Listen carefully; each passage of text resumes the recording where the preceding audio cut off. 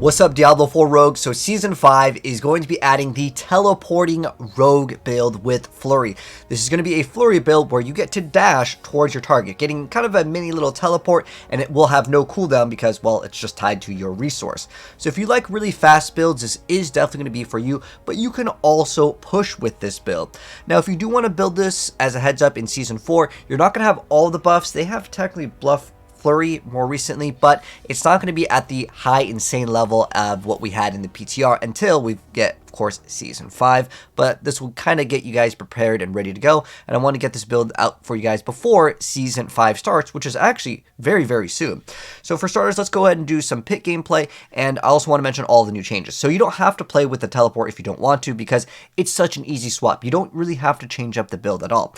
All you really need to do is swap from the previous one, which is Improved Flurry, if you don't want to teleport, to Advanced Flurry, which will give you way more DPS and some resource cost reduction. And this is going to be a pure Flurry build, no combo points required. So let's go and start off with some gameplay of a Pit 100 on PTR, which is way harder than a normal run. And then I'm going to go and actually explain some of the newer changes here. So first off, we can teleport with Flurry now. That's one of the brand new things, and it's really, really good.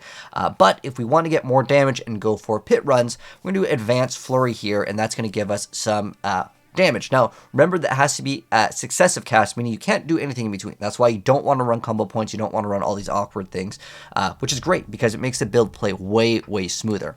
In addition to that, the final node on Flurry is going to give you a huge multiplier of up to 50x damage when you start hitting vulnerable enemies, and it will also apply vulnerability. The old one actually made it so you would actually get some sort of a heal, but you're still going to be able to heal if you want to when you play with the improved Flurry, which will heal for 10%, which is crazy. That is a huge amount. Now, as far as this being nerfed, I'm not sure if they're going to nerf it. I mean, 10% of your life when you are dashing every single time is probably too much, honestly, because before it was like 1%, but we'll have to wait and see if they actually change that. But again, that's for the teleport build, which is basically used to clearing up open world content. Anyways, for push, you would just run the other thing, but basically you get way, way more damage.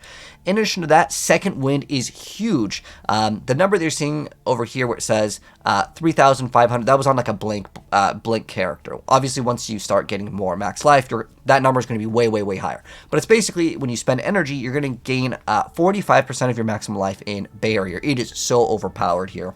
Very, very good thing. And if anything that will make me a little bit upset if it gets nerfed is this thing over here, because this thing is just absolutely godly for survivability. It really, really helps out. Plus, it gives you barrier, which if you want to, you could run things to grant you bonuses while you have, of course, barrier.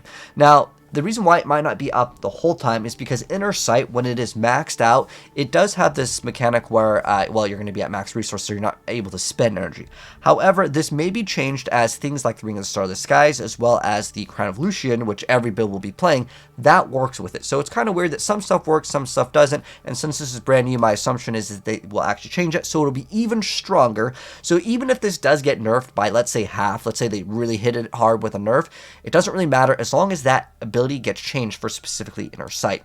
The next thing that we're going to be running is the brand new Momentum. Momentum is excellent in Season 5 because, well, we're just going to be spamming our Cutthroat skill again and again. And what we're able to do is grant ourselves, basically, think of it just like 30% on all these. 30% damage reduction, maximum energy regeneration, and movement speed.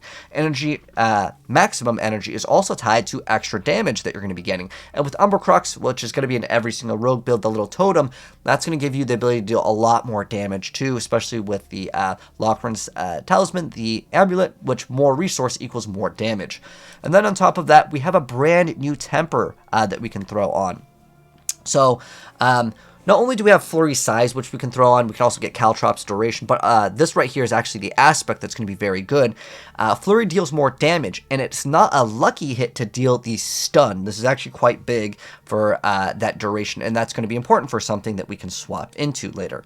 Another thing is this new temper over here. So this one was actually the aspect that I needed to mention. There's a new aspect, and on the build websites, some of them will not have it. Like right now, if you see where it says like damage to close or any other damage on the temper, we actually want to get a different temper, and that is damage per Dark Shroud Shadow. And because now with the new changes that we're getting, Dark Shroud's going to be even stronger in Season 5 because we only lose up to a maximum per second, which means we can't just take a bunch of damage and then all of them fall off and you die instantly, which is kind of a problem that Rogue had. So Rogue's getting a lot more defenses, but because you can get more defenses, you can also get way more damage because damage per Dark Shroud is crazy. Now, this is obviously triple crit on the Masterwork, but even without it, I mean, getting a huge amount of damage is very, very achievable.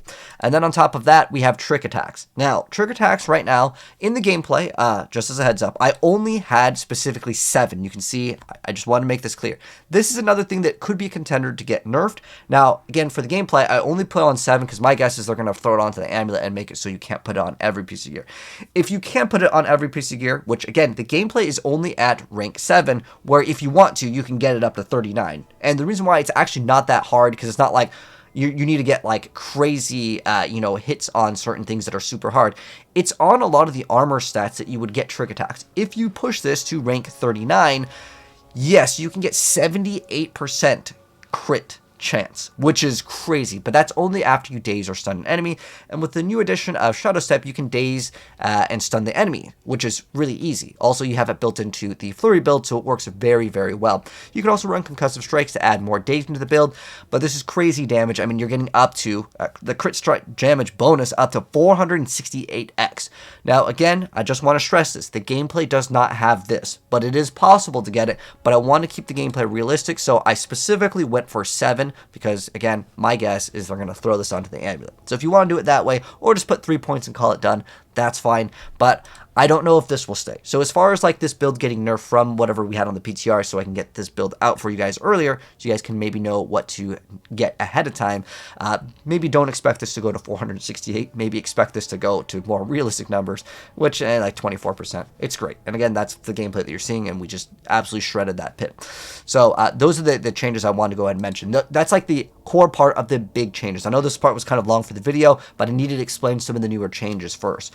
So now that we know what the new changes are and why you may want to play this, let's go ahead and go over the skills and how they function. So first off, we play a lot of Subterfuge skills. This is to activate the Umbra Crux, which will be in every single rogue build going forward in Season 5, which if we activate a Subterfuge skill, it's going to summon a totem. That totem can then take damage and do AoE damage, and you can have up to 2 totems.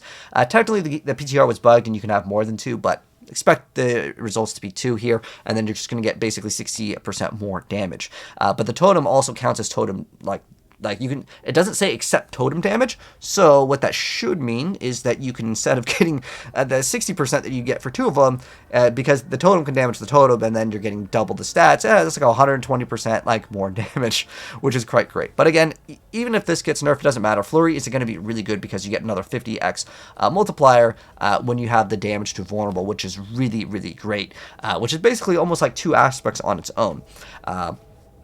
And so Flurry is our source of damage. Then we have Dark Shroud to go ahead and give us damage reduction. So just activate these. And then Caltrops is only really used on elite packs, but if you want to go ahead and throw it on, smaller mobs, if they're spawning in more things, by all means go for it. If you're just doing open world content where you're teleporting with Flurry, then you don't really need to use Caltrops at all, because you're going to one-shot stuff. Now we had swapped, and like I said, it's really easy to swap. It's like a 1-second swap. You just swap that thing on the tree, and you're going to be able to do instantly very fast teleport content. Again, you're going to be teleporting towards your target, which is awesome. And then we just use Shadow Step to apply daze and stun, but it also activates as our way to break crowd control. And then concealment, because, well, we just want to be able to have the ability to have more subterfuge skills. So Smoke Grenade is really only used against elites, and now with the buff that Smoke Grenade got, you can actually cast it 2 times on the elite packs if you happen to hit multiple. It's great for that.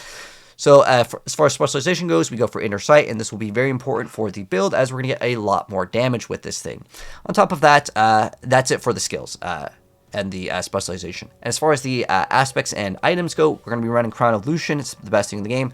Umbrous Aspect with ranks of Dark Shroud on the chest. And then you can go for extra damage anywhere here. I like Concussive Strike because it applies the daze, which works with trick attacks, which is a huge, massive thing that we're getting in Season 5. And then you can run Crowded Sage or run whatever defensive one you want here.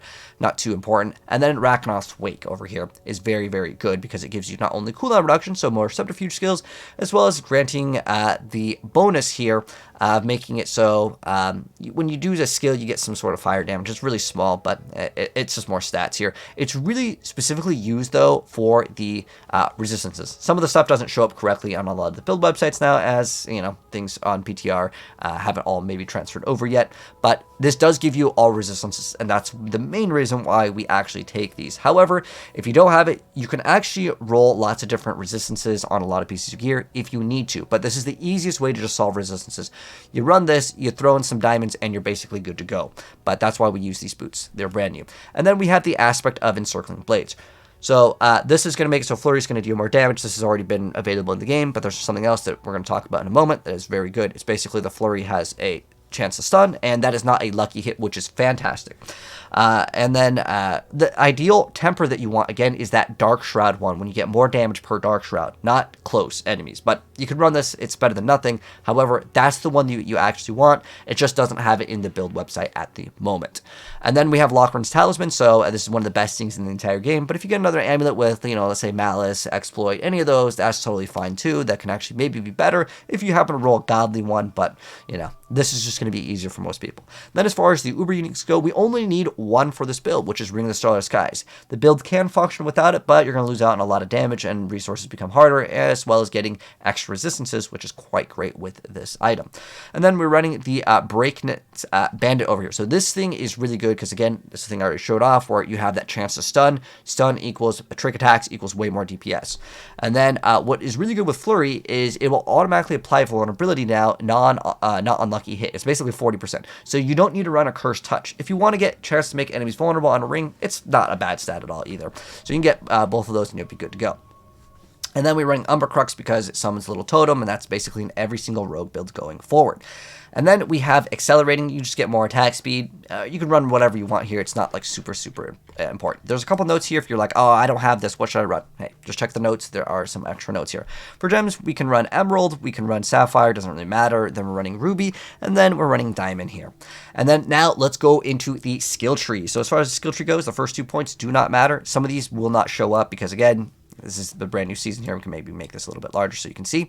But the first 2 points don't matter. And then we're getting, of course, having some extra heals over here. If you want to get extra movement speed, that is an option if you want to. But with the brand new momentum, you're going to be getting a lot more movement speed anyways. But that's another option if you want to.